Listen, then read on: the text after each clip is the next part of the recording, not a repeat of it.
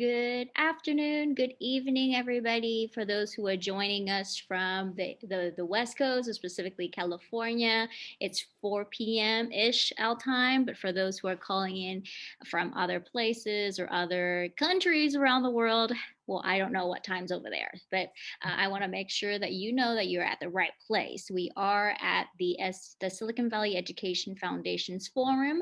The topic for this conversation is about standardized testing. It's a very hot topic, and I hope that you are ready for the conversation this evening-ish for us. And we're going to make sure that we follow the Zoom etiquette religiously, please, because we want to be able to honor the guests, make sure that we can hear them all. So if you are not being called upon, please mute yourself. And if you can do us a favor, please update your name, because in case if you want to, being asked to participate in the conversations later on, we would love to address you correctly. If you have any questions or comment or reaction to the conversations, please utilize the chat box to do so. There's going to be a Q&A sessions at the end of the session.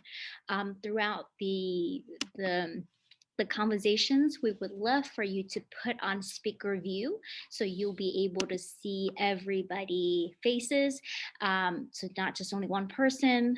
And again, if you have any questions, please put in the chat. We know this conversation is going to be very exciting, so we do ask you to be present. And that's basically all the Zoom etiquette for today. I would love to kickstart our event by introducing to you our Silicon Valley Education Foundation CEO, Dr. Lisa Andrew. Great. Thank you so much, V, and welcome to everyone to this very, very important topic. Here at the Silicon Valley Education Foundation, we are so dedicated to STEM education. We advocate and we deliver, meaning we make sure we're out there influencing where we can influence so that the students in Silicon Valley and the Bay Area can have the absolute best STEM education possible.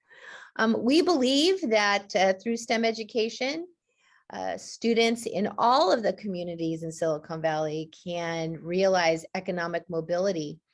We believe that the workforce of tomorrow in Silicon Valley is currently living in Silicon Valley. And it's just by providing access and opportunity to all students that they can become that workforce. We are very excited, of course, to talk about the topic of testing, as we know that that can be a gatekeeper to particular groups of students.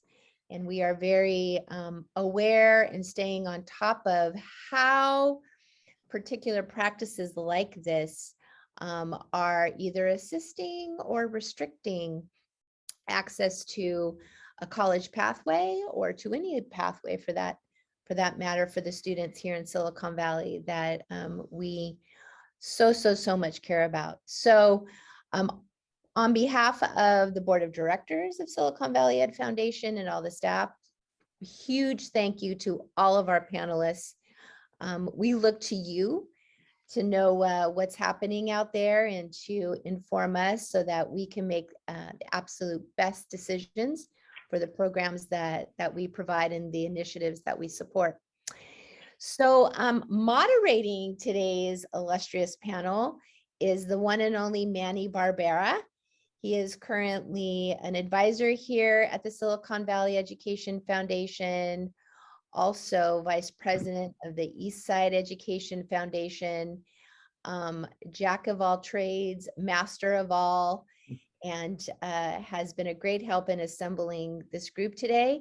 And I know that Manny has some really probing and important questions to ask the panelists. So Manny, off to you. Thank you very much, Lisa. And I'm really glad that the Silicon Valley Education Foundation takes a leadership in generating these forums to take on some of these more, let's just say, interesting topics that are going on. I want to thank the panelists for giving up their time today. This is a topic that has generated a lot of interest, the use of formalized testing in the college admission process. And over the past couple of years, it's generated a lot of scrutiny and discussion. Various groups have advocated one way or the other. And today we want to have a discussion that hopefully will enlighten all of us on the issue. Again, a reminder for the audience, please submit any questions that you may have in the chat room, and we'll be sure to get them to our panelists. I'd like to introduce the panelists, if we can have the slide. So I think this is just a very varied, outstanding panel. I'm going to quickly just introduce them. You can see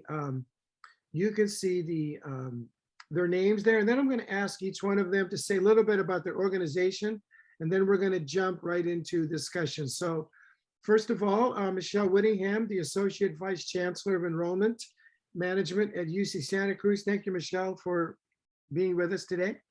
Yes, thank you so much, Manny. And I just want to say it's definitely not giving up time this evening. It's investing time, very important time for all of you. We appreciate having you here. And Deanna Gonzales, Director of Admissions at San Jose State University. Deanna, thank you for being with us today. Absolutely, Manny. Thank you for inviting me to this panel and for this very important topic. I'm Deanna Gonzales, Director of Undergraduate Admissions and Outreach, and I'm a local, grown up here in the area, so I'm proud to represent San Jose State and Santa Clara County as well. And in the interest of fairness, I do know Michelle and Deanna, and I want to thank them for, again, for being part of this. Next, I want to introduce Martha Pitts, the Executive Director for Strategic Higher Education Initiatives at the College Board. Martha, thank you for being with us. Thank you, Manny. We're glad to be here. The College Board, you asked us to say a little bit about our organization. College Board is a mission-driven organization. We're a not-for-profit membership organization of about 6,000 members, colleges, and it's at the post-secondary and at the secondary level. And we are committed. Our mission really is to connect students to success and opportunity, particularly through higher education. From our very beginning, we were founded to expand access to higher education, and we're excited to have the opportunity. I'm excited to be a part of the panel and talk a little bit about what we do today. Thank you. Thank you for being with us. Next, Yukong Mike Zhao, the President of the Asian American Coalition for Education. Thank you, Mike, for responding to my email when I reached out to you. Thanks for being with us here today. Okay, thank you. It's my great pleasure to join this great panel to talk about this issue that matters to not only Asian American community, but about also matter to the future prosperity, technology leadership of the world, of America in the world, basically. And I want to introduce my organization.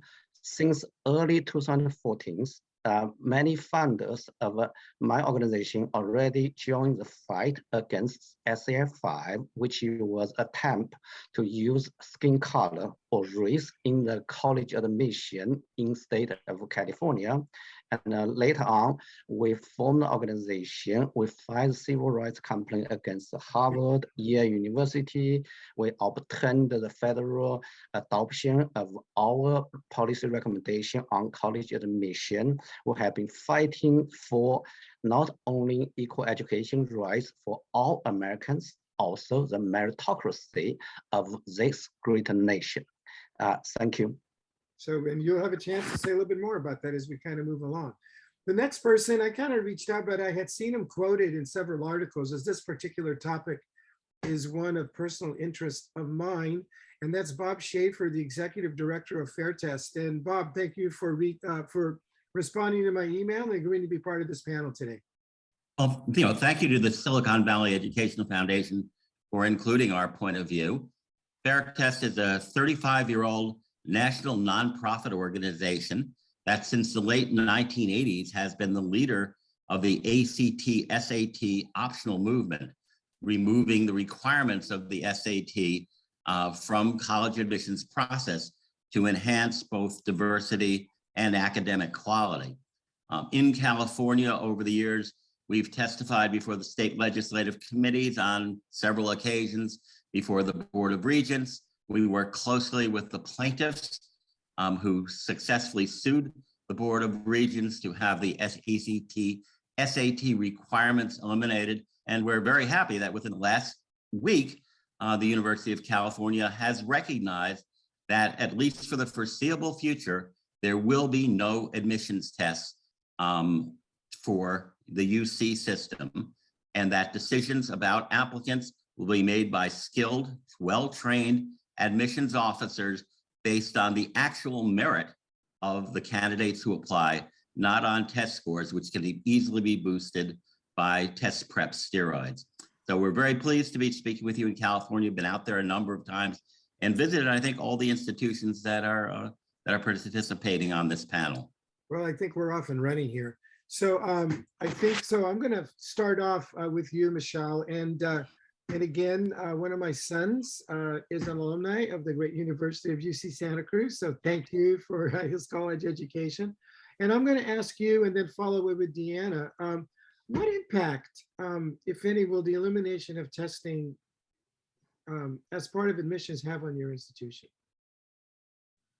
I'm happy to go first if you would like, Deanna, but I totally Michelle. Okay, perfect. Deanna. Well, I think, thank you again, Manny, for inviting me today. And I do really, really know that this is an important topic with so many different perspectives. And I might have to reframe it for us because it's not what impact will this have, it's more what impact has it had, because this was the first year. And Robert, thank you for mentioning our recent UC Regents decision. And so I think if we even go back a little bit before, COVID had much more change into our operations than this change has had, I'll be really honest. And the University of California has really, really maintained for many, many years a real focus on equity in the admissions process.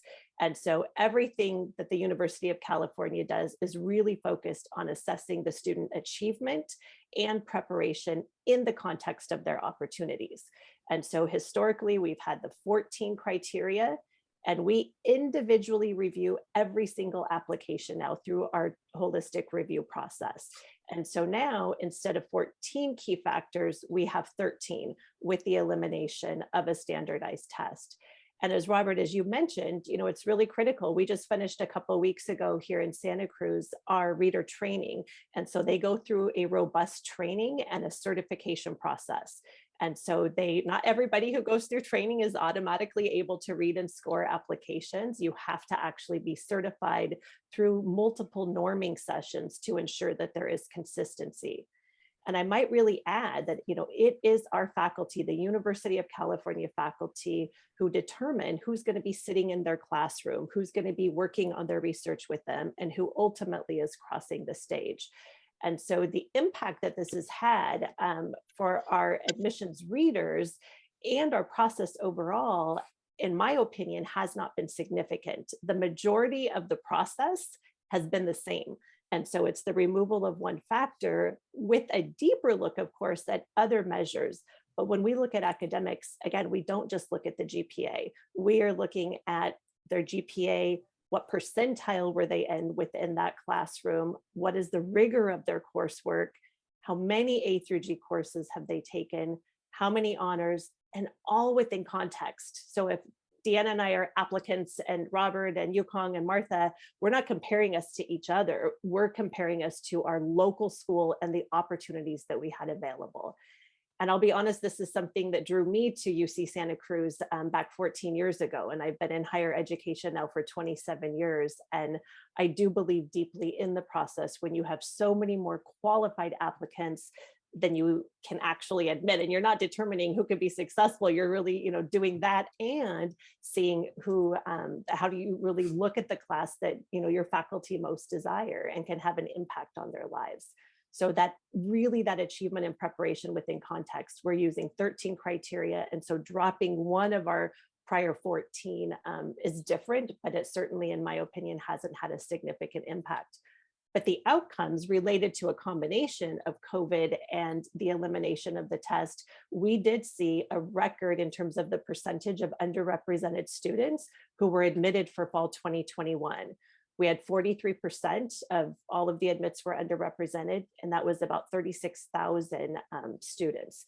And so again, we had a lot of COVID changes. We had the pass, no pass grades and the elimination of the test. And so again, I'm really proud of the time and effort that's gone into our holistic review and the work with the faculty and the work with, you know, the entire system. So it's changed the demographics of who is accepted. Is that fair to say? That based on the criteria that you have? Yep, that's very fair, Manny. Okay, so Deanna, and the reason I want Deanna is I want to first of all acknowledge San Jose State, the greatest university in the world. It's my alma mater, and voted recently the most transformational university. I want to give a plug before I turn it over to you, Deanna. Question for you. I guess the question was, what impact has it had? So thank you, Michelle, for that. What impact has it had on San Jose State? Well, thank you, Michelle, for going first, because I could say ditto to what Michelle said, but put the CSU plug in that is, we're not in a holistic review. The CSU is not a, we don't review for holistic factors, except for this last fall 21, we added, with the suspension of the SAT and the ACT, we had to add the multi-factors for admissions to be included in those students that we were going to review for admission. What we here at San Jose State, I'll use San Jose State as the example because we're one of the campuses that is identified as an impacted campus, fully impacted. So we need to review for the CSU requirements first. So everybody who's meeting that CSU requirement then gets moved on to the selection, which is the admission selection for impaction. So we have to utilize the student's GPA and these multi-factors once we've determined that they are CSU eligible. We do not have readers, but we do have the ability to check these multi-factors because with the suspension, the CSU had to come up with a modification to our application and ask various questions and bring that information into our process. So we are looking at students who have the first gen criteria. Their income level is at low. They qualify for the fee waiver. We're also giving an opportunity for the veteran student to be considered as well. So those factors are included in our review for impaction. So again, we have to have students meet the CSU requirement first, and then we look at them for the impactions for the actual major consideration. Certainly the differences for San Jose State and the CSU have yet to be determined because this is our first semester, our actual first year utilizing this. And in terms of diversity and to the actual percentages, I haven't been able to assess that at this point, but I do want to say that we did receive a larger amount of students during a COVID year when we were way down for fall 2020 because of the pandemic. We didn't experience the projections that we felt we would meet for enrollment. But certainly in the next year for fall 21, we saw an uptick and we saw more applications, and we were able to admit more students because more students didn't have to submit those test scores. You know, at this point, it is to be seen as to how that affects our campus in terms of diversity. But I can tell you that those are the factors that we utilize, and it hasn't affected us in the ways that, you know, it's a lot of work. It's an opportunity, as Michelle said. It's an opportunity for us to invest in our students that are from California and around the world as well. So I'm very happy about that part of it. And, you know, I think during a pandemic, I think it was the right move for us. It's a suspension. It's not a final decision yet. So I want to make sure that everyone understands that the CSU has not permanently suspended this. This is not permanent. So this is a temporary. So if I'm understanding correctly, you both feel that, because I saw you nodding, Michelle, that the absence of the SAT, ACT requirement encourages more students to apply? Is that a fair? I think that's, I definitely would want to talk directly to students to confirm, but you definitely see a correlation of the timing. And so I think we would be remiss to say it's not, it must be one of many factors. The first Yep, year, the first absolutely. year it appears. Okay. Absolutely, because I think one of the things in my entire career that I've really been concerned with, and I saw this, when I worked in the Yakima Valley and, Western Washington throughout, California, that some students don't see themselves in higher ed. And it was maybe perceived as a barrier that there's no way I'm going to do well enough. And so I think for some students, it's a real barrier, others maybe a perceived barrier. So I think this provided a different mindset and a more inclusive mindset for students and families. And, some students, even if you could get a free application fee, trying to get to the test location, there's a lot of items, never mind the different test prep, programs. So I think that, students, made decisions, and maybe counselors, counselors have a huge influence on students and where they apply or where they don't apply. And so I do think it changed the mindset of many students, families, as well as in the beginning, and we'll have to see in future years. But Martha, what's your take on this? I'm guessing you might have a little different perspective. Well, so my take on this, or my did you have a response? Well, I have two things. Do you have a response to what you heard? And the other one is, I mean, you obviously consider the use of the SAT important. So what kind of moves your thinking on that? Sure. So we, I think the SAT and standardized tests in general continue to be an opportunity for students to really show what they can do academically and to demonstrate that. It's one of a number, and Michelle and Deanna have talked about that, I think, really quite well. It's one way that students can show what they are prepared to do, what their skill level is academically, and it gives the ability to use the test as an opportunity for students to show that. And I think that that's an important point. And I think that Michelle and Deanna made several important points there in that there are a number of factors that are important in making an admission decision. I worked for 20 years on a campus in Oregon before I went to work for the College Board, and it was an important indicator, but it was just one of a number of indicators that we looked at as admissions professionals.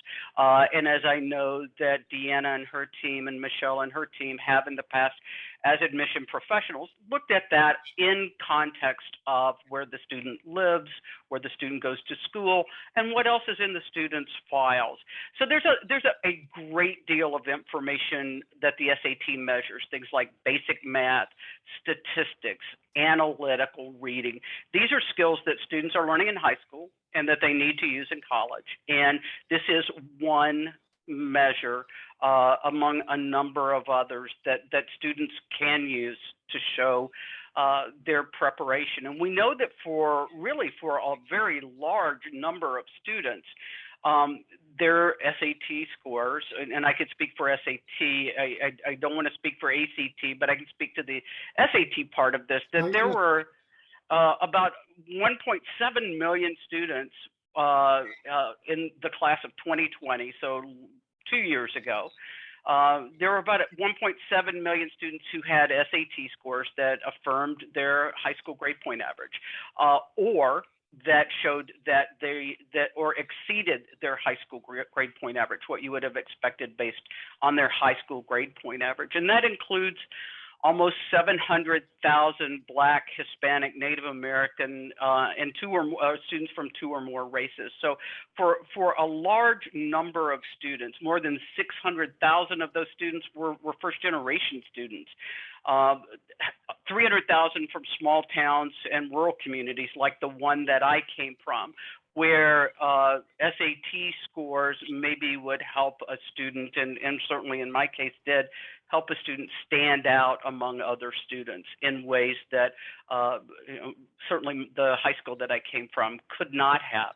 So it's, what we're saying is there is an opportunity. This is one opportunity. It is one consideration in the admission process, and that it is a reasonable cost, reasonable way to provide access to students and for students to be seen and to have their skills understood by admissions officers as they go through the process.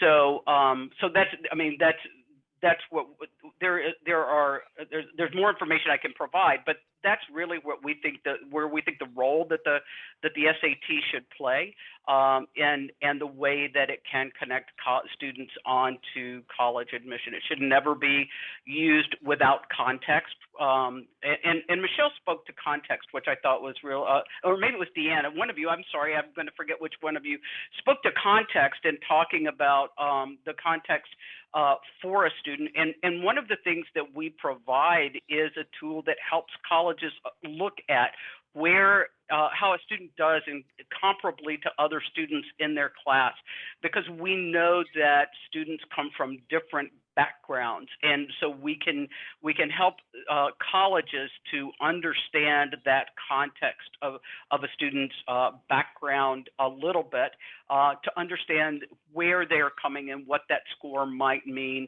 and help to add to that contextual conversation, something that colleges have said is really important for them in reviewing applications and files. So for us, it really is about providing opportunities to show what students can do, and how what skills they have in those areas that matter most for college success. Well, Martha, let me ask you this, because you bring up, I think, not only you, but Michelle and Deanna, in terms of context. I'm kind of hearing in what you're saying. So if I'm a student that, say, has a 4.0 GPA, because they use the term affirming the GPA. So if I have a 4.0 GPA, but my SAT, combined maybe, 800, and someone else may have a GPA of like 3.0, but I had a SAT of 1400, that says something to you, right? Is that what I'm kind of hearing? Like maybe there was an emphasis on rigor or a difference like that? I'd love to have Michelle or Deanna answer that question, because I think I know what they're going to say, and then I'll be glad to add on to it. But I'd love to hear what they would say, because they're actually sitting in those seats making those decisions. Yeah, no, that's very fair, Martha. That was very fair and very astute.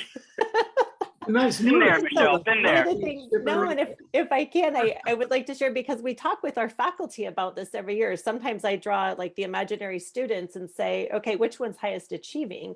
And you might have, Manny, just like you said, a student with maybe a lower GPA or higher, but let's call it like at the surface, they're incongruent based on what we think, right?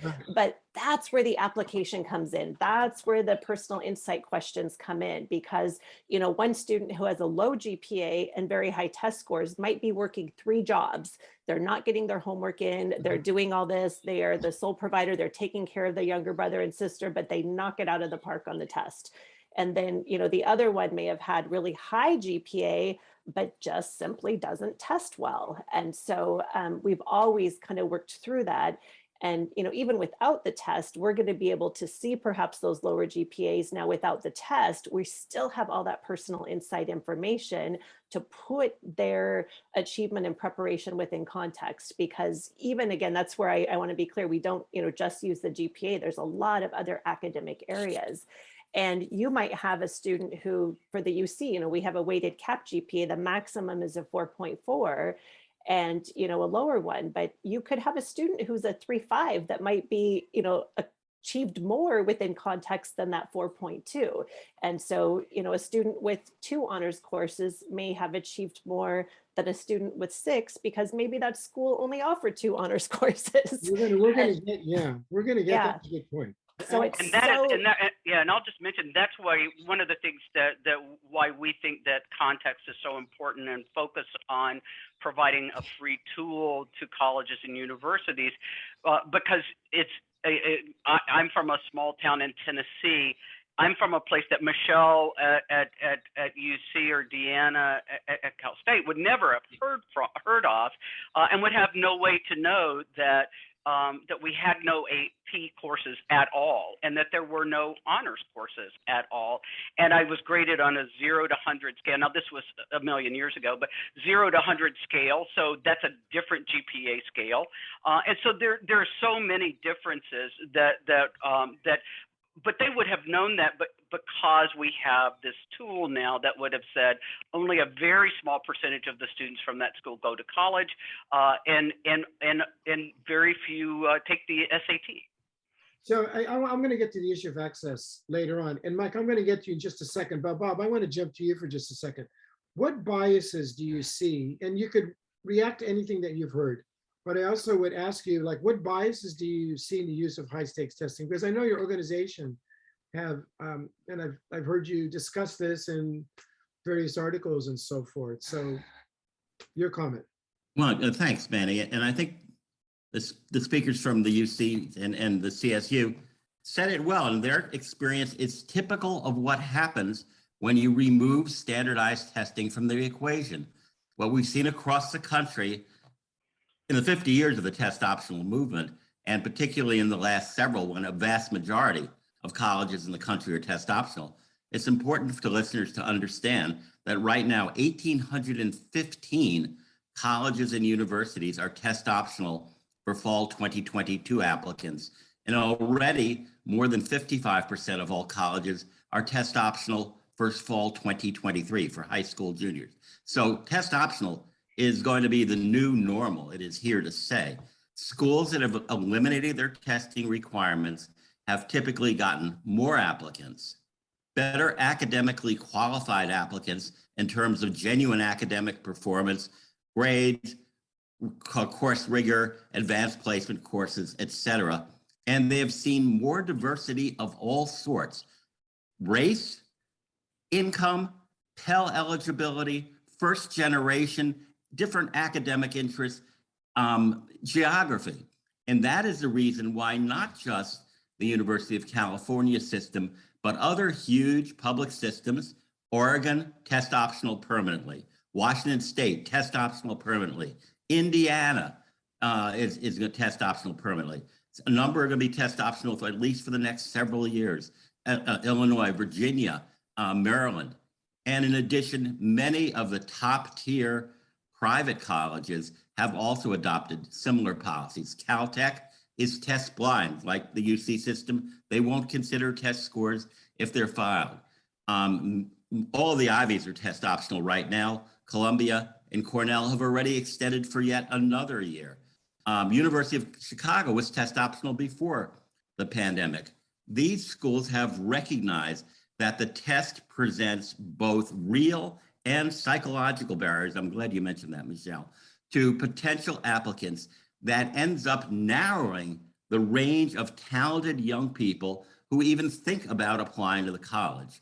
And those test scores, sometimes lower, from kids who haven't had the opportunity for test prep or the other advantages that show up on the SAT and ACT, that they do better in the admissions process when the test scores are eliminated. And most importantly, and we don't yet have data on it because it's only 1 year of experience in the UC and CSU system, in places that have been test optional for a while, those schools have found that students admitted without test scores do as well or better than their peers who are admitted with test scores. And that means grades, class rank, graduation rates, academic honors, and the converse, dropping out, failing to get diplomas. You don't need test scores to do high quality admissions. And when you get rid of that barrier, you get a class that better reflects 21st century America. Okay, so Mike, you're ready to jump through there, grab me by the collar and say, let me talk. Mike, so go ahead and respond to anything you've heard. And I've also would like you to comment in terms of what do you think the impact of the elimination of like the SAT and ACT have on your advocacy for students? So what's your take? Sure. I think I'm very glad we have this opportunity to conduct a science and fact-based conversation, because this matters to America's future. So I want to say the elimination of standardized testing, including SAT and ACT, is political driven, myopic, and irresponsible assault on American meritocracy. It will not only deteriorate discrimination against Asian Americans during the college admission process, but also jeopardize Americans' technology leadership in the world, our national security, and our economic prosperity. Let me elaborate one by one. Number one, this is political driven myopic. Why? Because not only you see when I participate the regions, board of regions, like a hearing on eliminating the standard test 2020, right? The purpose to do that is to achieve so-called racial equity. This not only happens in UC, also happens in Boston Exam Schools, Lowell High School in San Francisco, Thomas Jefferson High School in Fairfax County, Virginia. Also, I'm glad Bob mentioned the state of Oregon. The state of Oregon totally eliminated the math and English requirements for high school graduates. So our country is in a terrible race to the bottom. And all of them are political driven. For example, New York City, Mayor de Blasio blamed there are too many agents in the specialized high school. In Boston exam, like admission work group, they put the racial equity as objective. And also Thomas Jefferson High School, they say what they want to do is efforts to ensure that we have more demographic representation in the region, which means racial quota, okay? So that is racial quota. But one very important thing I want to say is baseless. This is chart. Basically, last May, in the Board of Regents of UC hearing, the Special Task Force presented. And this chart shows that UC's policy only matters 25% of fact of the enrollment of underperforming minorities, okay? Overwhelming are other facts like crime rate, broken family do not apply. That is a fact. Another fact, UC already use 14 criteria. Standardized test is only one of them. So they also use socio-economic justice, make adjustment. What Bob suggested already been corrected, okay? This is also same data shows standardized tests have very good correlation to predict the freshman performance, no matter coming from which racial group, coming from which income class, all have very positive correlation. And also a standardized test have 5 times more accurate to predict college dropout. So the first point is really, this is myopic, this is politically driven, assault on American meritocracy. The second is, by eliminating the only one objective test criterion in the admission test. So the so-called racial equity driven, some admission offices, not all of them, can manipulate this to discriminate high-performing Asian and other racial group students without, put in the same kind of transparent, that kind of test. And also, unfortunately, just after UC eliminated the standardized test, we already see this serious discrimination against Asian American students. UCLA, Asian American enrollment admission dropped 16%. And UC San Diego dropped 16%, UC Irvine dropped 24%. So I want to say, this is a shameless approach, really use subjective criteria to hide the political agenda, to discriminate against Asian American and other high-performing students. That's my number 2. Answer Manny's question. Number 3, most importantly, by taking away meritocracy, elimination of standardized tests will also jeopardize America's technology leadership and also our national security and also our economic prosperity. Today, America, the proponent of this elimination ironically focused on equity, but American does not live is not living in the world alone. Okay, we are having increasing competition from other nations, from even unfriendly nations, right? Right now, example, China have in social media, TikTok, WeChat outperform already our technology firm. Also, the 5G, same thing. Also, they also have like drone technologies, artificial intelligence rapidly catching up. Also, our Middle American pipeline just been hijacked by foreign adversaries, and also our Microsoft server also being being hacked. All these things present a national security threat. But we're trying to achieve racial equity, not picking the best talented, most talented students to serve our country, to allow them pursue American dream. That is really insane, I want to say. So let's put the rat on the table here, so they say. So this is for Michelle, Deanna, and Bob. I'm sorry, I have not finished my point. Okay, go ahead, because I want to have a follow-up. Sure. I have not finished my point. Okay, give me a couple more minutes. My apologies. In January, the U.S. Department of Defense released a Physical 2020 Industry Capability Report. It says, a key takeaway from the report identifies the national interest, found that the United States lacks in STEM education, and that leads to severe shortage of technology talent in the U.S. workforce. If we look at the National Foundation, Science Foundation data, in 1993, graduate student takes about 20% American workforce. Today, 2015 already jumped to 40%. So we increasingly rely on foreign students.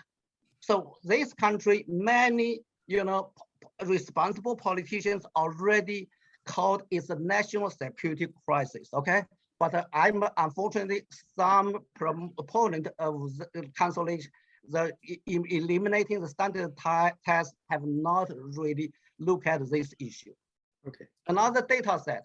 American face competition. Science engineering graduates from all this country is around 395,000 each year. You guess China each year graduate 4.8 million, 10 times of us, right? So we just want to sleepy, pretend there's no international competition. We relocate college admission slots. That is irresponsible. So Mike, let me finish it. 2 more minutes. Okay, but Mike, and also very importantly, history already gave us a big lesson. During Chinese Cultural Revolution, Chinese dictator Chairman Mao, he wants to reach the economic equity, class equity for the peasants, for the workers, for the soldiers. You guess what? He eliminated the college entrance exam, which is standard testing. After that, China really reached equity, but equally poverty, because China could not recruit the talented people to manage their enterprise or to conduct R&D. So Chinese economy collapsed. So I want to give the audience, give American society a warning. We cannot afford to eliminate this kind of standardized test. Also allow this kind of assault on American meritocracy, because equal rights is equal opportunity is essence of American dream.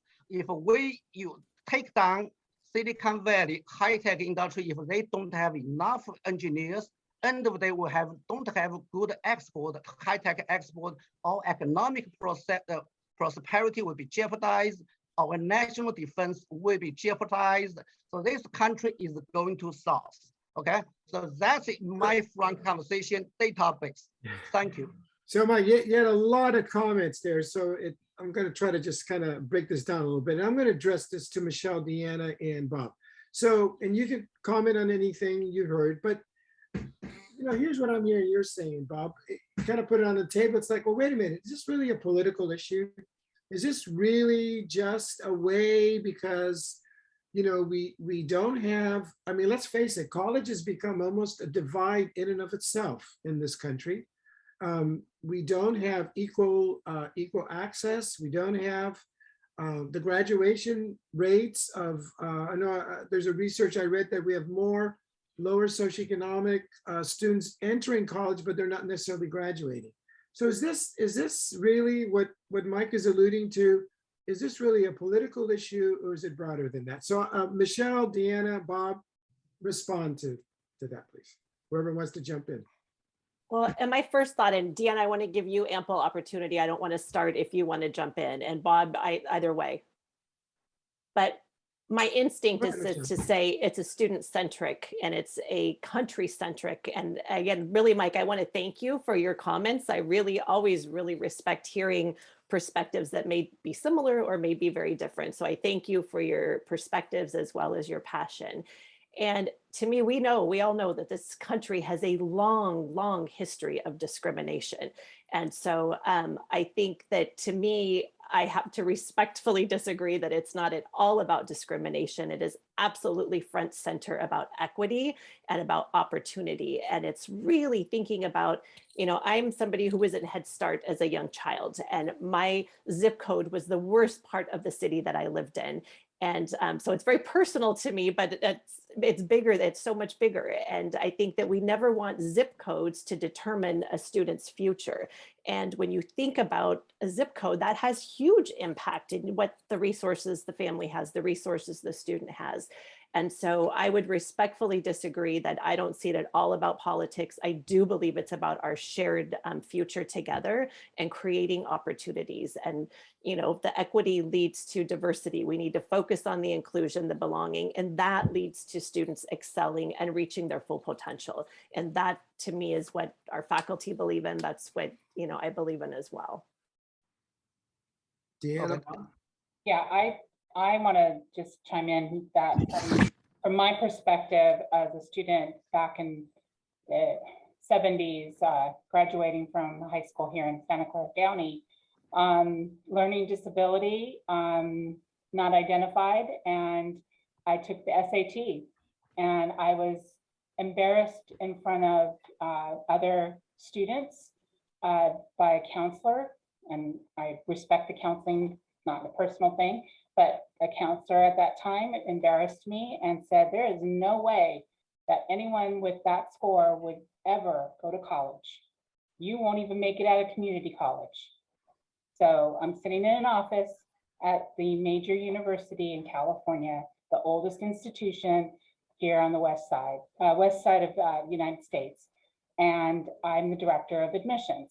So did I need the SAT to exceed that perception? I didn't. I needed my own tenacity, my own confidence, my own learning from my family. And those values, if I had applied to UC, I might have gotten in just by the fact that I had that holistic opportunity. I didn't apply to the CSU. I went to Deanna College, and I learned there that I could do college work. Amazing. I just needed a different little bit of route. I got to San Jose State and I never left. I tell students that all the time. I went to school here. I started as a student assistant. I left for a little bit and I came back to work, and here I am. I am very proud of the fact that I didn't take the SAT, and I can count on probably all of my staff that have gone to San Jose State, didn't take the SAT, they went the community college route, or they came here after they took the SAT and maybe didn't do as well, but they did it. And to me, I'm going to go with what Michelle was saying in terms of it is about the student. Here we have a institution that's the oldest institution of higher ed on the West Coast, and we have educated hundreds of thousands of students. Probably in the last 30 to 40 years, this institution has changed quite a lot in terms of who comes here. And I would say even in the last 10 years, the opportunities that we have given students. And then now I'm just seeing a different venue, and that is an opportunity for students who, it's not about their abilities as much as their abilities plus their financial abilities to do the test, to have the test prep.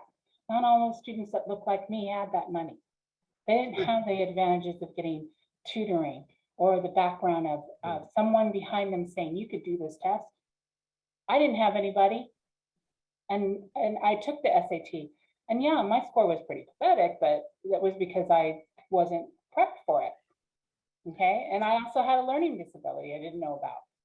So if I had those people in my life that if I wasn't a first gen student, and if I didn't have the background I had with learning disabilities, I may have done but well. I'm almost certain I would have done better. Yeah, and you bring it, and Martha, I'm going to jump to you on test prep after Bob has a chance to kind of comment. You've been kind of listening, and I know you have a lot of different perspectives than what you might hear. And then I've got a couple of questions from the chat. So Bob, do you want to comment on what you're? Well, first of all, I think there's no better arguments than the ones that Michelle and Deanna presented. I can't tell you how many talented, successful professionals we talk to in a year with similar stories. They did fair to poor on the tests, and they're now handling competently very important positions in life and in professions. And what I say to all of them is, you got to quit. If the test is right, you shouldn't be where you are.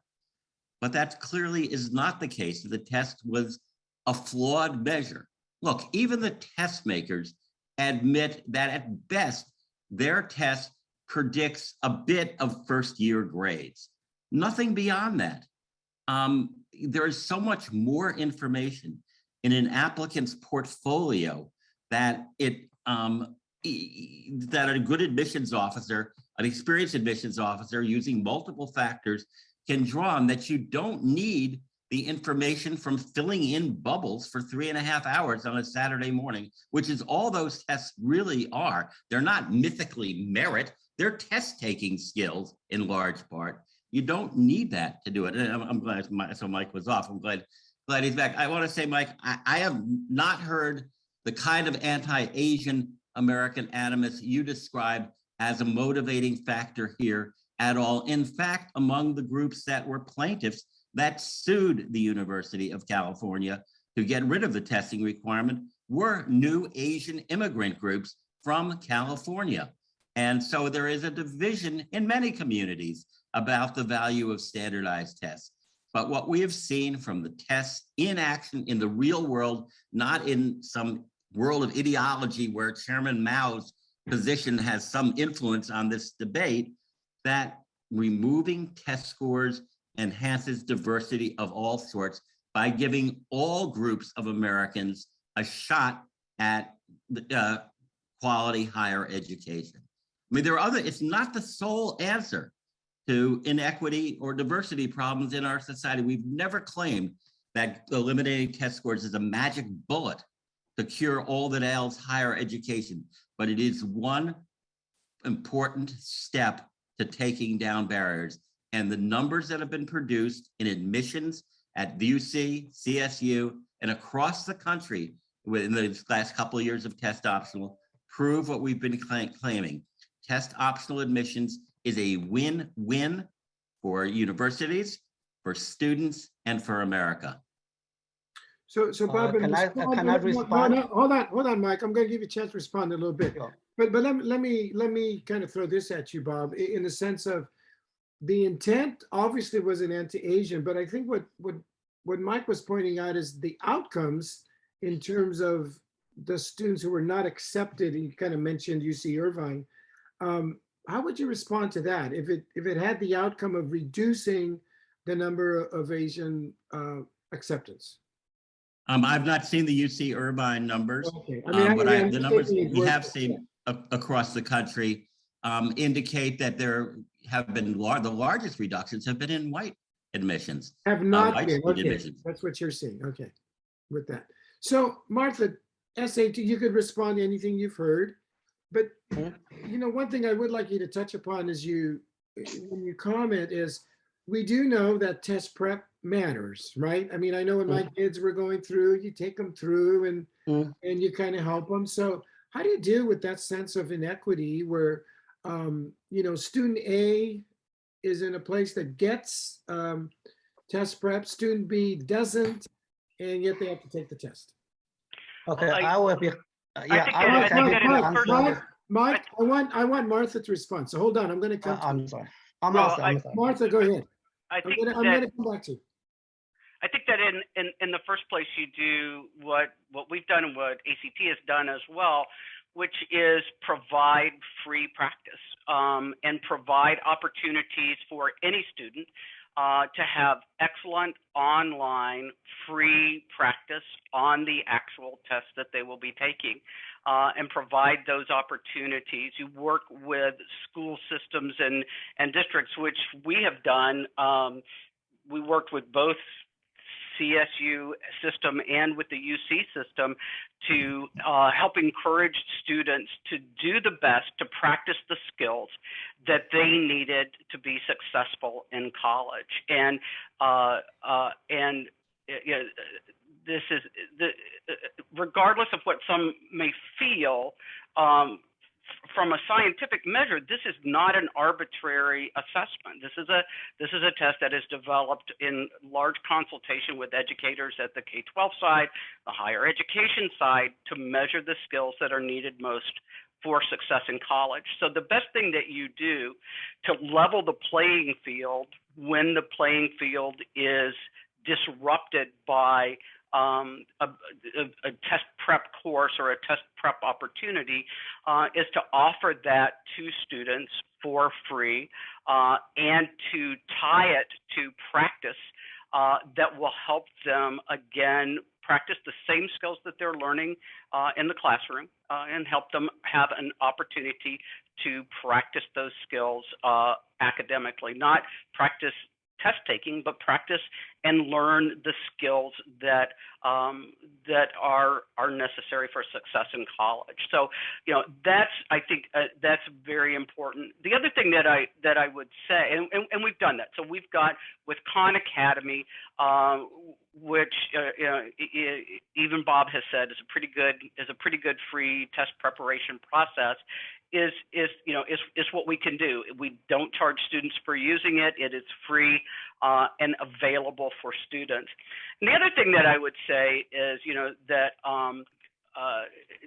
Deanna, I want to thank you for sharing your story. That was, you know, the SAT should never be a veto for anybody's academic preparation. It is not designed to be that. We advise people not to use it that way. It is not ever a veto. It is one part of the, however, I'm not exactly sure how many you have, but as Michelle said, the third, when they were using the test, the 14 factors, and it's one of 14 factors. But it can be an important factor. And Bob, I would push back on what you said, because you said even the test makers don't claim that it's anything more than a small amount of predictability in first-year grade point average and nothing beyond that. Our research actually shows just the opposite, that the SAT is a valid predictor through graduation, particularly when it's used with high school grade point average. The SAT should never be a factor of its own and not used in combination with high school grades and with looking at the rigor of courses and with looking at those other factors that impact success for students. So I would really push back to say, you know, there is good research. In fact, even the UC faculty report shows that SAT itself is actually a better predictor than GPA alone for students coming into the UC system. This was in that 2020 report from the UC academic system, the UC Academic Council, excuse me.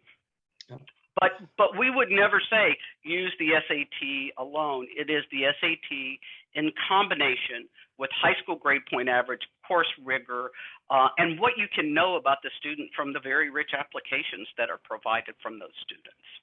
Thank you, Martha. Mike, and I'm going to ask you, Mike, keep it focused, but go ahead and respond. I know you wanted to respond to what you heard. Sure. I think I respectfully, agree with Deanna, with Michelle on their experience. Oh no, don't freeze now.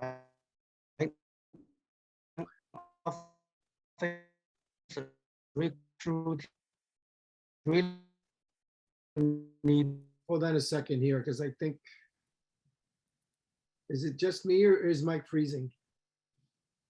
Mike's freezing? Okay. Yeah, yes. Let's see if we can kind of go back here. He claimed has usually he had a great career.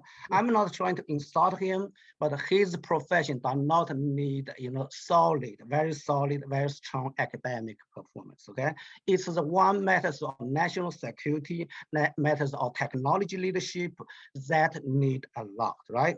In terms of how to crack the test, like bias, number one, I agree with Martha, but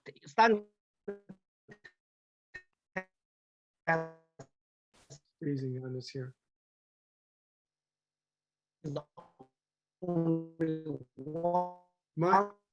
Mike, if you could hear me, you're freezing.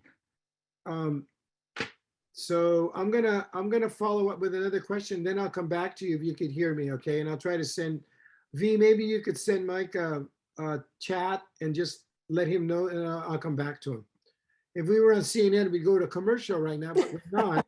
So I'm gonna jump in. I'm gonna ask this question because somebody here on the looking at the chat talked about, just improving the K-12 education system, right, as an issue. So we don't have anybody from the high school system, so I got to be really careful. But I'm going to try. I'm here. I'm sorry. All right, Mike. So you froze, so we lost a little bit of what you were saying. Yeah, I just have like 2 minutes to finish the conversation. We'll try to keep finally, finally, I want to say I support increased diversity in the college. I want every racial group have a chance to succeed, but we are using a wrong solution to address a real problem. Why? It is failing politicians, failed Black and Hispanic community. Like Mayor de Blasio, under his watch, the proficiency rate of English and math for Hispanic and Black are only half of that white and like Asian, right? He should address that. He should increase the K-12 education for Black and for Hispanic. We should not use jeopardizing the meritocracy as a solution. The solution is hold the politician accountable, let them address root cause, high crime rate, also like poverty, other things. Yeah. So Mike, that is the real solution. I can ask everybody here. Yeah. If your children living in Chicago neighborhood, every day, Black neighborhood, every day worry about gunshots, can you have your children perform academically? Can anybody say yes? So Mike, hold on 1 second there, because you kind of touched on what I was going to be bringing about the K-12. So like, for example, we kind of mentioned this. We know that in poor kids, we know this, don't have access to the same like, for example, AP exams and rigor. Whose fault is that? So that's not the College Board. They're not the ones who, it's not, I think kind of the point that Mike is bringing up here. So are we trying to resolve a situation here where it's a much deeper issue where we're letting kids down because they happen to go to schools that don't offer the same rigorous? Bob, how would you respond? It's a false choice. It's not an either or. We need to both improve K-12 education, address unfair obstacles to equity and quality there, at the same time that we take down barriers to access in higher education. You can walk and chew gum simultaneously. Well, and Manny, if I can mention that, I think, one of the keys that I really do support is this is an intersegmental issue. And I think that's something I want to put on the table. Deanna, I love that you talked about the transfer pathway with your own experience. There's a lot of different pathways where we can support students. And I think that's really critical. And I think we as higher education prepare our teachers and our policymakers. So we can't just sit back here and say, hey, you in K-12 need to fix this. But Manny, I think about, who does have access to the A through G, and you see really similar patterns. I look at the data for the state of California. I look at who's graduating versus who is A through G complete, and there are significant gaps there. And so I do think we have a lot to do together for the benefit of our students. Mike mentioning some of those items that you did, we owe it to all students to have the opportunity to be successful, to be prepared. Because nobody, and I say nobody in the admissions professional, because I know my colleagues for nearly 30 years now, we have a moral obligation. We are not in this to set anybody up to fail. It is not, to me, just about access. It is about completion. And I think that's something that's really critical. And, I do want to put a plug, for UC Scout. The University of California has a very high quality online program that has courses available that are A through G courses, as well as AP courses, to address many that very issue, that not every high school has the resources to offer a variety of options for students, and whether it's AP or enough rigor in the A through G. And I think just to say though that the AP landscape, I do want to call out that the AP landscape is changing very significantly over the last several years, so that right now AP courses are available, not all AP courses obviously, but AP courses are available in 90% of US high school. And the diversity of participants, if you haven't paid attention lately, don't know the more recent figures, because the diversity of participants has really grown significantly, and performance is absolutely keeping pace. Students are doing well, but it's a much more diverse group of students in every way that are taking AP courses now. So let me ask this great, Martha. Real quickly, Michelle and Deanna, do you count AP test results? Do you include those in your factors? In other words, whether I get a 1, 2, 3, 4, 5, or just whether I take the course? Yeah, just more about the course in terms of the weighted GPA bump. Okay, so let's take the AP not required. example. So if you have two students, one gets an A on an AP course, but a 1 on the test, another student gets a 5 but gets a C, does that say anything to you in terms of your admissions process? Not for CSU. Kind of narrow of a different. It's again about what's in the rest of the application. Okay, Deanna, you're. No, we're not going to look at we're looking at the GPA. We're going to calculate that into the GPA. But you don't take into account how they did on the test itself. Well, we're going to take the score to help them advance their degree, so that the credit will be applied. But and we only take the 3 and above. So I can take it. So in other words, the score helps me with getting the credit. Got it. Right. And for placement, and for placement both.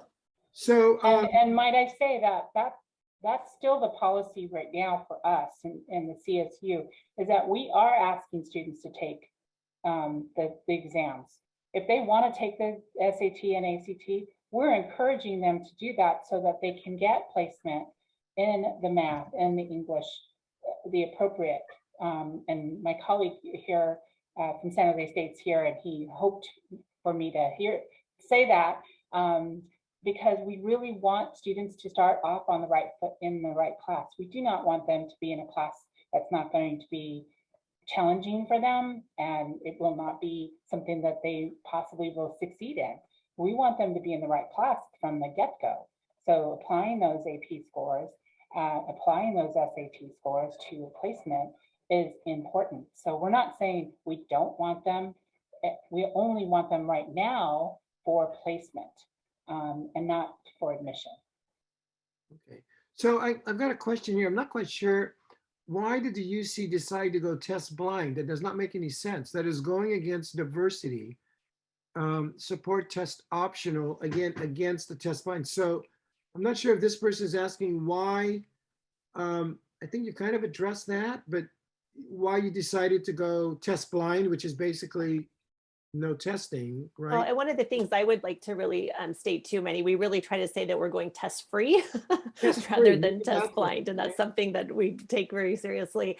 I think it's a whole combination of factors. And I want to, really support Martha and others that, it is when we look at our predictive analytics, we want to understand what shows a student will be successful. And in addition to the tests, the high school curriculum and how they did in that curriculum is also a very powerful tool. And so again, combined, it's a little bit stronger, but not, necessarily significantly stronger. And so that's where we're looking at, this information. But I think it also looks at that, whether it's the real barrier or the perceived barrier. And that's something that we want students, we don't want somebody telling them. And Deanna, I thank you for that story.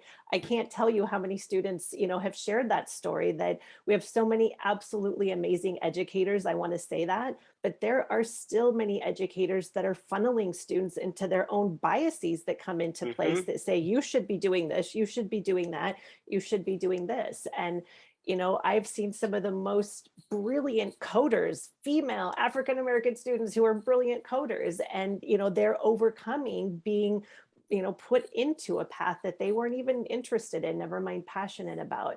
And so it's a combination of factors, why the regents really chose to do that. And so I think it's, that we have other really good information we can use that will be more equitable. And we wanted to remove those perceived barriers to a UC education.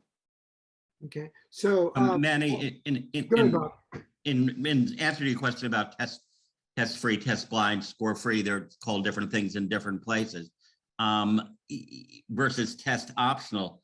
One of the reasons that the UC system is not using standardized test scores is because the litigation that was brought by a group of just historically disenfranchised organizations and carried by public counsel was able to win in the court system in California, arguing that under the state constitution, the use of the test, particularly during the pandemic in any way, was unfair because added on to the historic inequities of the SAT and its biases was the fact that certain populations, poor, minority, and disabled, were not able to take the test. And the court ruled, and the university system ultimately chose not to appeal, accepted the decision that test would not be used at all in the admissions process.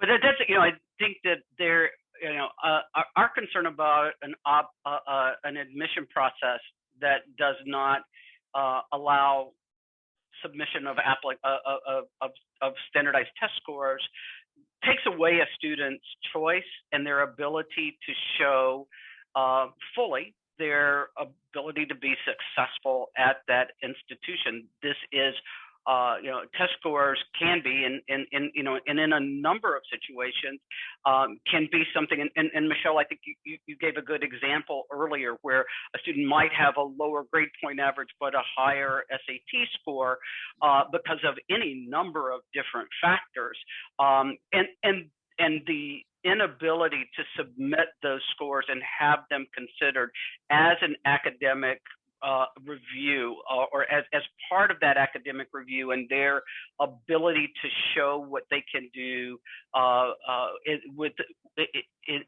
through that standardized test is, I think, is problematic. What we know is that that we have surveyed students and asked about their desire to have the option to submit the scores. And about 75% of the students in California, and that includes SAT test takers and non-test takers as well. It's not all students who took the SAT, but about 75% of the students said they wanted the choice to determine whether or not they were going to submit their scores. And that is, I think that's an important part of this application process. There is no other part I mean, there's nothing else and I've been doing admissions for longer than Michelle. I'll just stop there. But we'll say that I've never seen an admission officer at any school that I've been involved with say to a student, you cannot submit this piece of information that shows you your application in a better light or gives us another indicator of what you can do. And we will not look at it if you, now I will take that back, pictures. We did not let students submit pictures of themselves because that could introduce a bias. Could be a bias, but other than pictures of themselves, I've never heard anybody say something that is as well researched and as scientifically rigorous as the SAT would not be considered in an admission process. So here's a question, and Bob, you kind of alluded to it, and we could walk and chew gum at the same time, is how does removing the SAT deal with the K-12 issue? And then a follow-up. So if we're dealing with issues of people that, like students who don't have the time to take, even if it's free to take test prep, they're working full time. And then here's a question, the question from the participant here, using this argument, all testing needs to be removed. How does that help improving the quality of education? So Bob, do you want to, or any of you want to comment on that? No, I can start. I don't think Fairtest or anybody else in this debate has said that all tests should be removed. Fairtest has opposed the use of high stakes testing in which a score on a one-shot exam is used as the sole or primary criterion to make significant educational decisions about students, teachers, or schools. We're against that, but I mean, I don't think there's a campaign against the weekly spelling test or the midterm or the final exam or the science project. There's going to be assessment all the time. That's what teachers do. But, you know, so we do support eliminating high stakes exams in K-12 as well. But going back to the original question, you know, the notion that, well, we should be talking about removing college admissions testing barriers because there's so much wrong in education. That argues you can't do anything unless you can do everything simultaneously. Right. And that's just not the way the world works. You eliminate the barriers that you can and then move on to the others. Mike? Yeah, I disagree. You know, if you look at our country's history, we have the war on poverty 50 years ago, more than 50 years ago. We have the affirmative action, uses race to increase the diversity. You know, New York Times in August 24th, 2017 say, even with affirmative actions, Black and Hispanic are still underrepresented in top colleges. Why is that? Because all these kind of failing policies never address the root cause of the underperformance of Black and Hispanic community. You know, right now, the dangerous trend is some radical ideology, you know, supporters label everything as racist. For example, standardized tests being labeled as racist. Learning math being labeled as racist, right? Anything some racial group are not performing well being labeled racist. If we just abolish everything, you know, according to their wish, this country will rapidly lose technology leadership, economic prosperity. This country is built upon, you know, free market. Everybody have equal opportunity. We need really hold politicians, also community leaders. I would rather to see Bob and also other community leaders help getting the Black and Hispanic to address their root cause, getting their K-12 improved.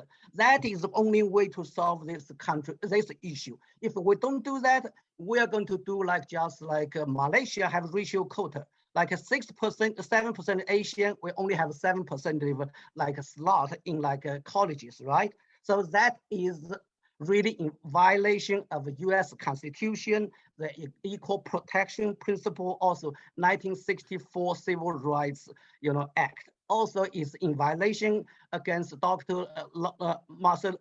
Dr. Martin Luther King famously, I want my children be judged by contents of their character, not by their skin colors. I think Mike, is wrong. I think Mike, what you're bringing up is, if I can paraphrase what I thought I heard you saying, is that the elimination of the testing is just kind of covering up the real issue, which is the underperformance that starts at a very early age and kind of continues. So here's a question that I throw out here. I guess this would be for you, Martha, but a good test question is one that cannot be solved by a computer.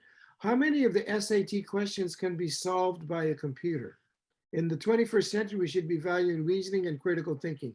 So what's your response? I mean, I haven't taken the SAT, so are all the questions solved by a computer, or is there a reason? No, but that is very important. Mike, I want to ask Martha, because she's with the College Board, so. Okay, never mind. Yeah, so the SAT asks questions that measure the skills and the content that students are learning in school. And you know, I would not argue that critical reasoning is important. I would not argue that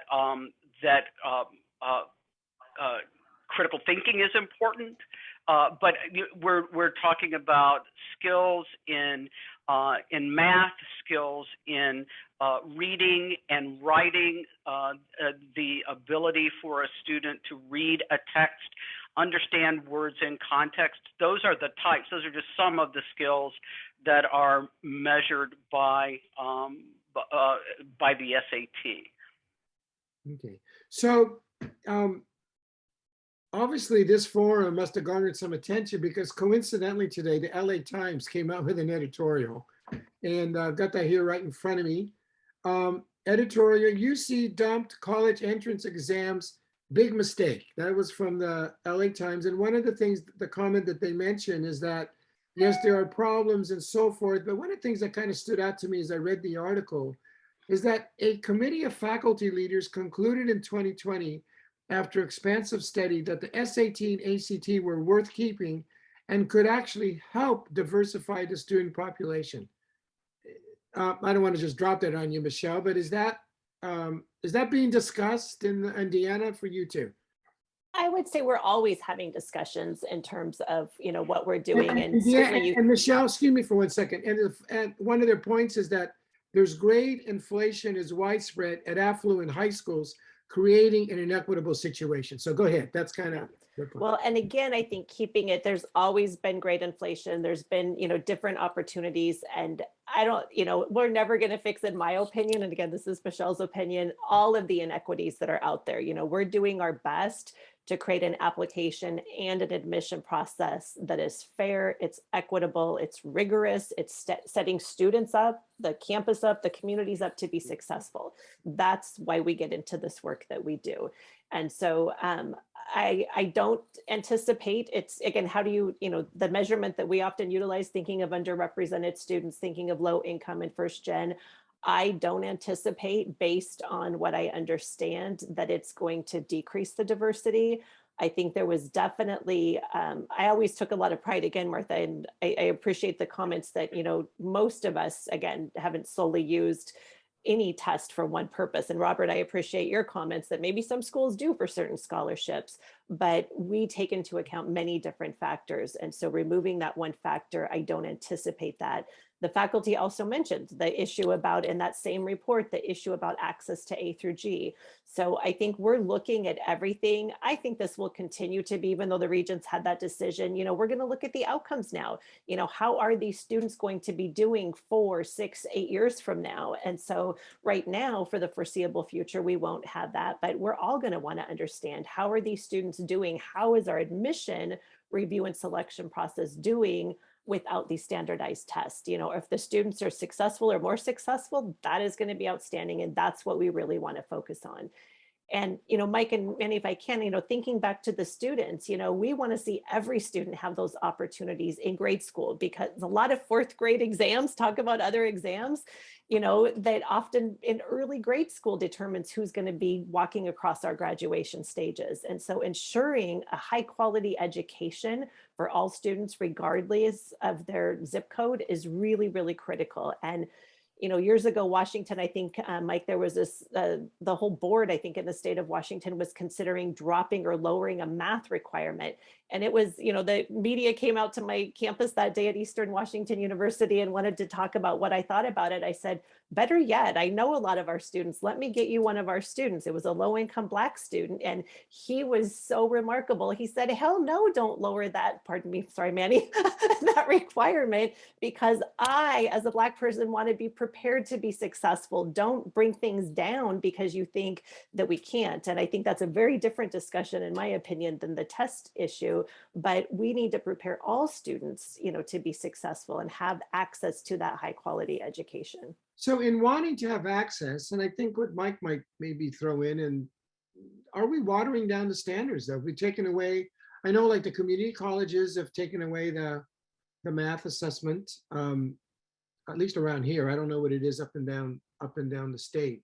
And I think San Jose State, does you still have a math assessment for placement, Deanna? I don't know, but are we in fact in danger of watering down standards?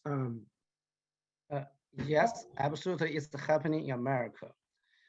I guess I don't recall which state, but they dig into a math exam about 50 years ago, right? It was much harder.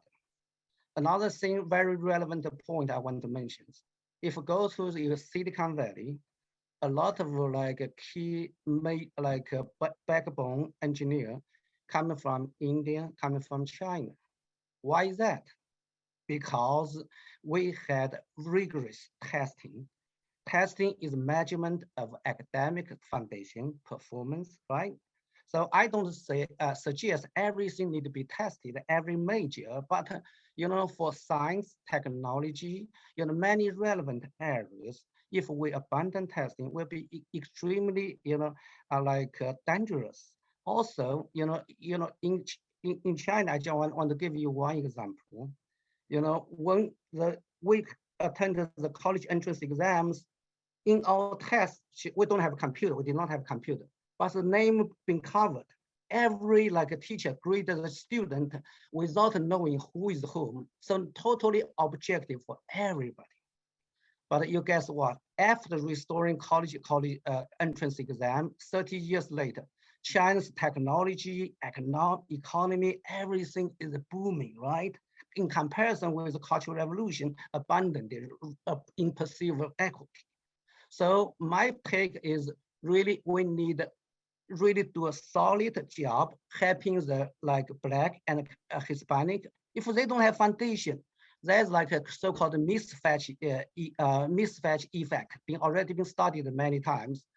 But some Black student, Hispanic student being recruited based on affirmative action. When they go to the college, they cannot handle because academically too challenging, and then switch to from science, technology to arts, to liberal arts. End of the day, somebody end up with African American study, or some also drop out, right? So we don't want this thing happen. We really want to help them prepare, ready for the college. That is the right way to go. Manny, can we come back to your question rather than this libertarian analysis of all kinds of factors? You asked about the LA Times editorial, which was a rehash of stuff they've written before. It is both flawed in arguments and too late. California has made the decision. Among the flaws in the editorial, for example, is they raise an accurate issue. There is grade inflation, and ignore an issue. There's a huge amount of test score inflation due to test prep.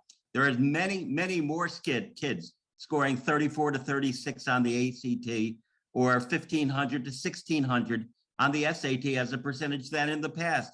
And that's because kids with means and time and the discipline can take their parents can buy them the steroids that boost their scores and doesn't necessarily make them better students. The Times editorial also cited, as all defenders of testing do, the faculty task force report, which did endorse the continuation of using the test, but ignored the fact that there were minority reports by recognized scholars who were on that committee saying that the report was totally wrong, misanalyzed the data, and in fact was totally inconsistent with decades of reports from the University of California Office of the President, Saul Geiser and others, that showed that the SAT was a barrier based on class and race. So, it's arguments that have been heard over and over again. The regents considered them and rejected them. Test optional, score-free admission is the new reality in the UC system, and we're going to watch closely the results of that. As Michelle has said, the proof is in the doing. We've seen that it works in terms of admission, in terms of promoting diversity and academic quality. In 3 or 4 years, we'll see the numbers about the outputs. If the UC's experience is the same as other places, other equally competitive places around the country, other colleges and universities, we will see that there is no loss of academic quality, and that the arguments that Mike and the LA Times and others make, it was hypothetical and wrong. So Bob, you live in this world, right? So if someone is just reading this editorial, I mean, you have background, how would you respond to this comment? And by the way, my colleague V has put the link to the editorial there, so you could find it in chat. But it said a 2019 study found that colleges that adopted a test optional admissions policy, which isn't what UC is doing, it will not look at scores on any entrance exam, did not increase the diversity of their student populations, and that the main effect was increasing the number of applicants, which makes colleges look good in some ranking lists. Yeah, the lead author of that report worked for a test prep company, and among the schools they treated as test optional were at least one that was not test optional. It was a poorly done report. Other studies, including those published still on the website of the National Association of College Admissions Counseling, which is the premier professional organization for the high school to college transition admissions officers and counselors, has found the opposite, that you get modest to strong increases in diversity everywhere when you do test optional. It's not uniform. There will be cases where you don't get increases in diversity, but for the most part, the experience of UC and CSU colleges, campuses this year is what has happened for 50 years across the country in terms of more applicants, better qualified applicants, more diversity. Well, and Manny, if I can add. Go ahead, Michelle. Mike, I'll give you a chance. Go ahead, Michelle. Well, I think, Mike, to respond also to a comment that you made, I do want to make it really clear for anybody participating that when our team reviews applications, they do not see the student name, they do not see the student ethnicity. And so that is something that I really, really want to make clear. Sometimes the things that we know well, we kind of assume that other people know. So given, some of the comments previously, I wanted to make that really, really clear. And somebody made a comment here that I think I'm going to turn it over to you, Martha, for just a second. Mike, I'll let you respond in just a second, but it says a free resource online alone is not enough when there's a disproportionate levels of support within the school system. Would you say that's a fair statement, Martha, in terms of? I would say it's not enough to overcome all of the disadvantages that a student might face in their educational process, but it doesn't mean that a test score cannot, especially one where a student has had free resources to practice, that it doesn't that test scores don't reflect that difference in advantages that students have in learning. I mean, it's a different thing to say that it won't solve all the problems, as Michelle said, and to say that it's not useful. It puts students on a more even playing ground, which as others have said, every step that we make towards a more even playing ground is is really, I think, is important, and that's, you know, that is what we're looking for, and I agree that we need to look at the research. You know, we have just this class when the pandemic first started, and we quit offering tests because safety and health safety of the students and the people that are working to administer tests is critically important. And so we said, we're not going to take the test, we're not going to offer the test during this period. And then we said, and we called on colleges and universities to be flexible and provide opportunities for students, particularly those who were not able to test because of the timing of the test. Because this whole, I mean, the whole education system, as Michelle mentioned, has been disrupted significantly over the year. And, you know, I think it is early to say that, you know, out of all of the things that changed, including scholarship programs, the numbers of enrollment from international students, funding in California for more spaces on campuses, the pandemic itself, and the challenges for students completing school, completing their classes, you know, all of that had an impact on 2020. I think that what we will see, and that we are starting to research along with a number of universities, is what is making a difference. It's easy to pull out the SAT and saying going test blind is what made this difference, but there were a number of other things that took place. As Michelle started off with that. I don't want to sound like I'm trying to be argumentative.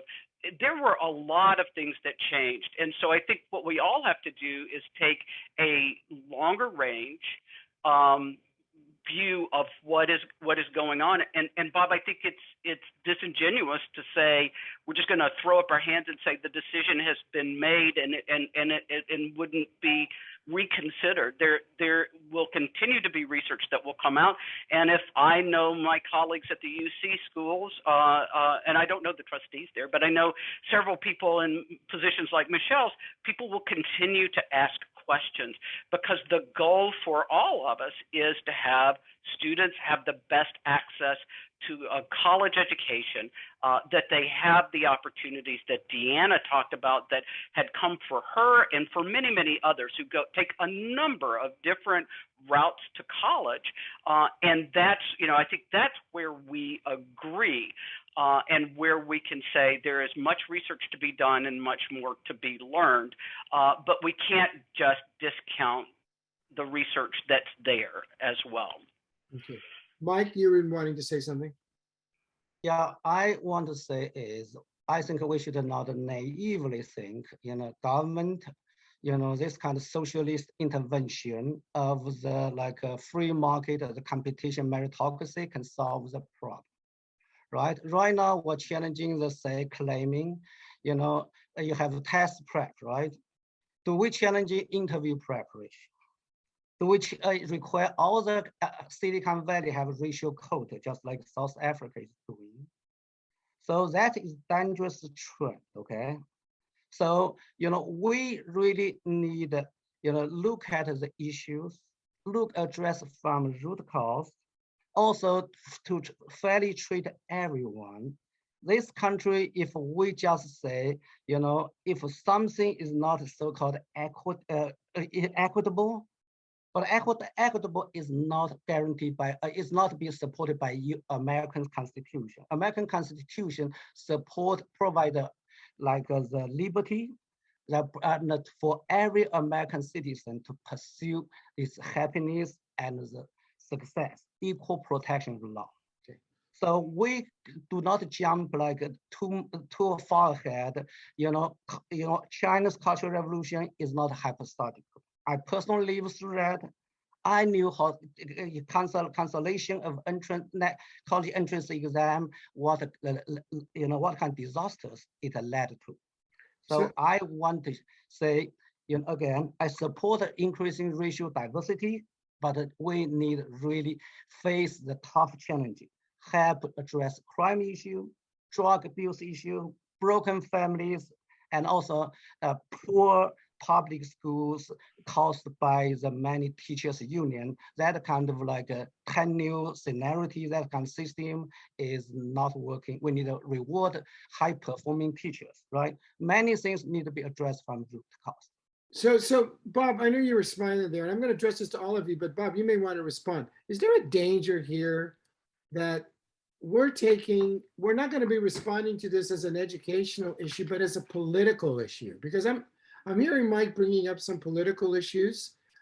It's like, for example, the math frameworks, the new proposed math frameworks that we have in California that are trying to address some equity issues have already drawn articles in the New York Times. It's already, the sides are starting to form. Are we in danger here of, rather than looking at this from an education, how do we deal with issues of underrepresented youth not enrolling, and even worse, not graduating from college, that it's going to get muddled with the politics? Bob, do you have a comment on that? Because I don't think it's our side that has brought up these political and ideological well, I'm not issues. saying you did. We're not talking. I mean, it's Mike and some defenders of the testing regimes who are trying to put this in a framework of Maoist communism versus the American Constitution. We've been trying to talk data and evidence. If you listen to what I've said in the comments I've put in the chat, we talk about the numbers and the outcomes and what the real results are, not some hypothetical fantasies of the decline of the American empire as a result of eliminating test scores. I mean, there's data and then there's rhetoric. Okay. This is for Deanna and Michelle. And then as we come down to the end, boy, this time has just flown by. I'm going to give each of you a chance to just kind of say whatever you want to say. So one final comment, but I do want to bring up this issue here for Deanna and Michelle. If a university adopts test option admission method, how does the university compare an application with a SAT, ACT scores and an application without one, given two applicants are near identical in all other aspects? Is that? Well, and I will, part of the reason I think and our faculty had some of these discussions locally, that how do you do it equitably if some have it and some don't? So personally, I was really pleased that it wasn't one or the other, because I think it is challenging, but I'm sure that those schools who have that have figured out a way to balance that. So I really can share kind of that we had that discussion, but I am interested in hearing and learning as well. And then I'll save my other comment for when we come back, Manny. Okay. Deanna, did you want to comment to the question? Well, I mean, I think that those discussions are definitely happening. As I mentioned earlier, our decision is not final yet. And there's still a discussion amongst the Board of Trustees for the CSU. But I would say that, like Michelle, I can't even imagine going through pile A and pile B of the application and going, okay. And then our process is also different. We don't look at the holistic pieces of the application. So, when we're talking about the student or the applicant, we don't know who they are. They're not processed in the same way. We don't handle the student application in the same way that the UC does. So it is just a matter of looking at the actual criteria, the requirements. So, putting in whether the student submitted the test scores or not would be really challenging. And I'd love to, like Michelle, learn more, but I hope that process is very clearly designed with the amount of applications that the CSU gets. We get thousands and thousands of applications. And so we definitely need to look at how we can have a fair process for those if they do something like that. But so to me, I don't know if they will.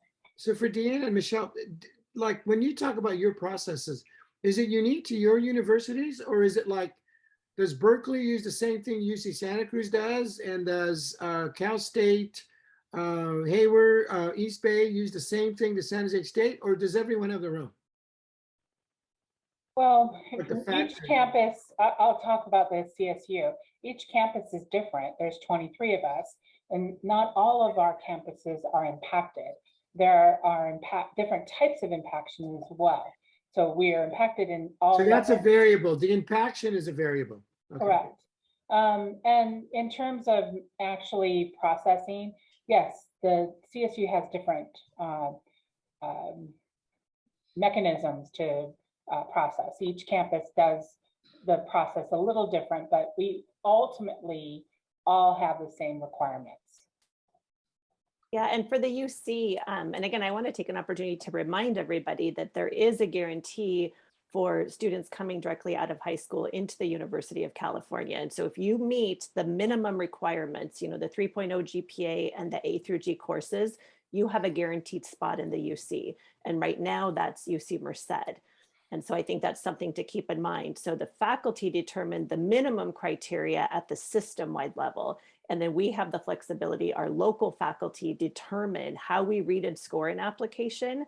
The system, most of us do holistic review, yet I think there's one campus that may do more of a computational approach, but it is up to our local faculty ultimately to take the system-wide criteria and then determine how they want us to read and score the application, and then of course ultimately do selection. Okay. I'd like to refer everyone, please look at the chat. There are some excellent, thank you, Joe. There's several references. I didn't even get to the PACE report. I have that right here. I wanted to kind of get to that. But there's several good references, people bringing in different comments that I hope that people have a chance to talk. There are a couple that there are less questions, but comments, which I think bring out the human element to what we're talking about. And then I'm going to go right down the line and give you a chance to summarize. There was one earlier I saw about someone who mentioned going through the process and not scoring well, becoming a Stanford alum, and now working with students so that they don't see themselves as just a test score. So it's in there. I thought it was very, very poignant. And then this one, I thought, thank you for sharing this, for being vulnerable. Growing up in a test-heavy India, gone through that system miserably, but successfully as a student. As a child to a mother who feared every testing session that her students will commit suicide, I think there is so much history with these rigorous tests that what we happened than just seeing us as successful students from India. That was, thank you for sharing that. I thought that was just because it's with high stakes comes a lot of the pressure that comes with that. So now we've got a few minutes left. I'm going to ask you to please limit your comments to a minute, minute and a half, so everyone gets their point in. And Mike, I'm going to let you go first, and then make your final comment, and we'll just go right around, and then we'll go from there. Please. Okay, so I guess I'm very lucky to come to this great nation with a great constitution. And also our founding fathers built this country, respect the facts, the data, the science, right? Unfortunately, you know, the Board of Regents of UC, University of California ignored the recommendation by academic senator, irresponsibly abandoned the standardized test. And also this caused, many harmful effect to Asian American community, also jeopardize Americans like technology leadership in the world, also our national security and also economic prosperity. So I suggest, all the stakeholders, revisit this issue, coming back to really address the root cause, try to take the real material action to help Black, Hispanic, enhance their academic performance, enable them to have a good job, high-paying job. We Americans need more middle class, need success across all racial groups. That is my final comments. Thank you. Bob. I don't know how to follow that. Follow the data. there are 1,800 and plus colleges and universities in the United States that right now are not using test scores to make decisions about applicants if students choose not to submit the ACT or SAT results. The notion of that is part of some sort of ideological conspiracy to exclude any particular group is beyond rationality. If you look at the process of these institutions, it has been based on evidence, the data from their own institutions on how the test scores narrow the channel of talented people available to apply and be admitted, and the performance once they enter those institutions. It is not some great conspiracy that has the University of Chicago and Columbia and the University of Oklahoma and the University of Washington, along with the University of California and CSU, deciding that test scores are not needed and are not necessarily helpful to do high quality, fair, selective admissions. Test optional and test blind admissions are the new normal in America.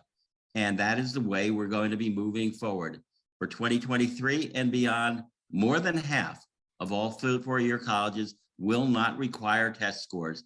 And that is likely to continue for the foreseeable future. So some of these arguments, my comment about the LA Times, I mean, they're entitled to their opinion, and yes, it can be debated. What I was saying is that their editorial was 10 days late and 40 arguments short. It had been made previously and didn't work.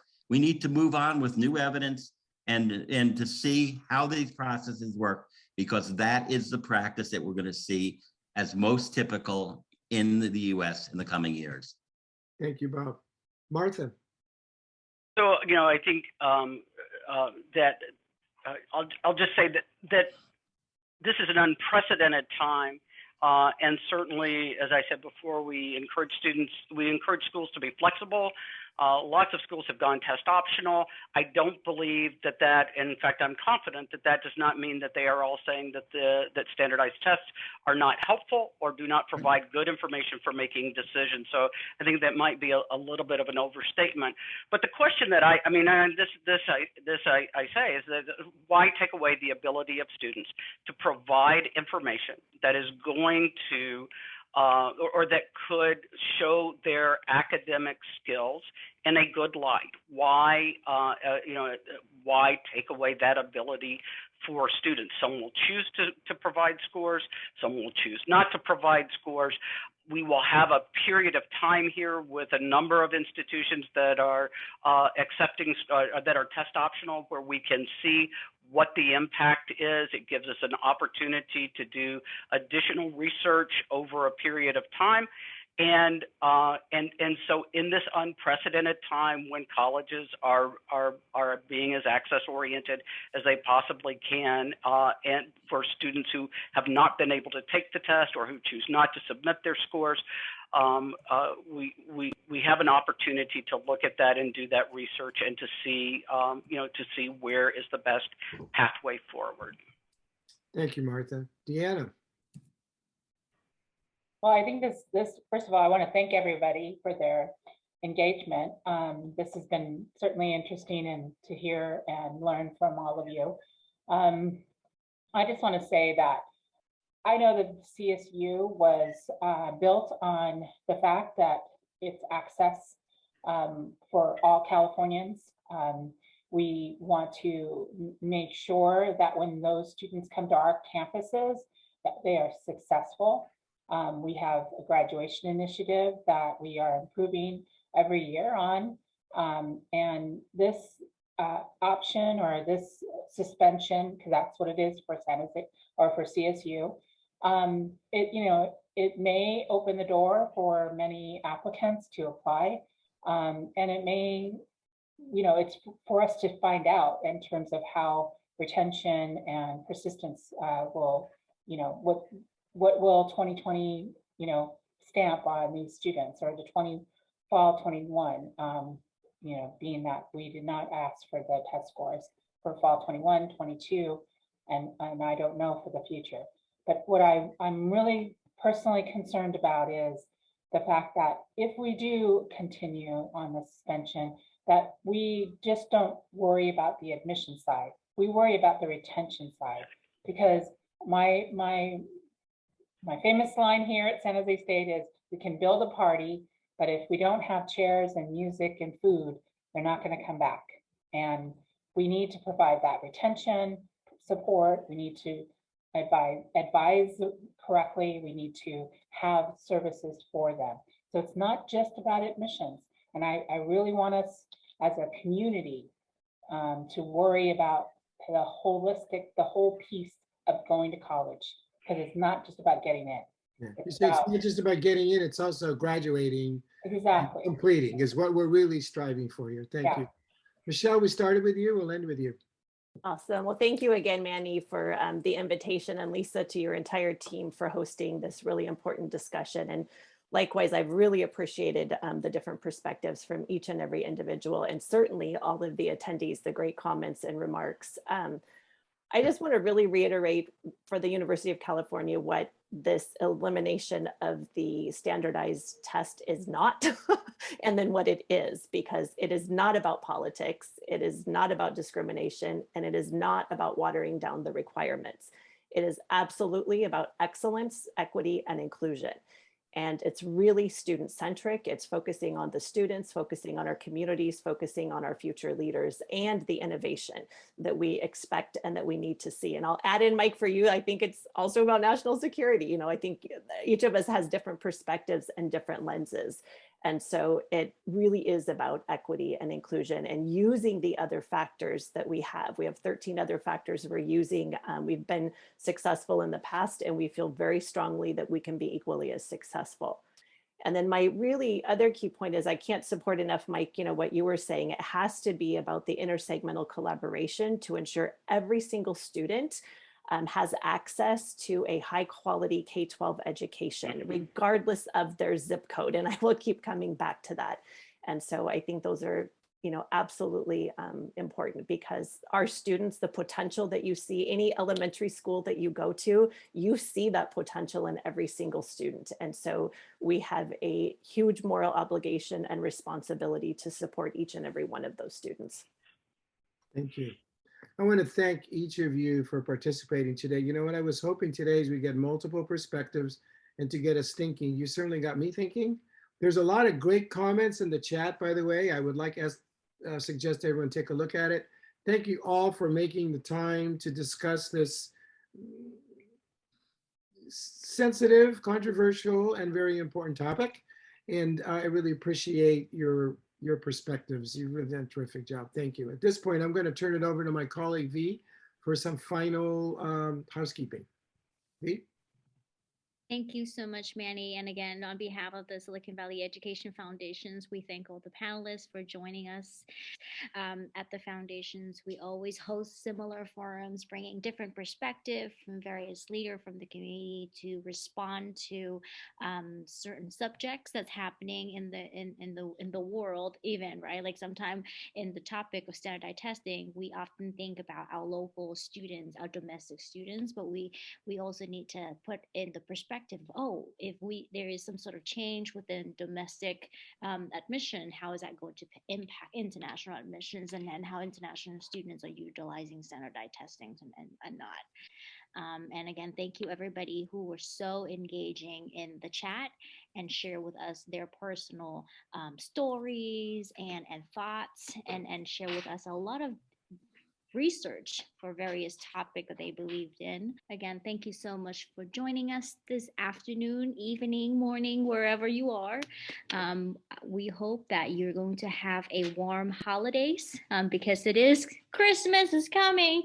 So happy early holidays, stay warm, and we hope to see you again in our upcoming forum in spring.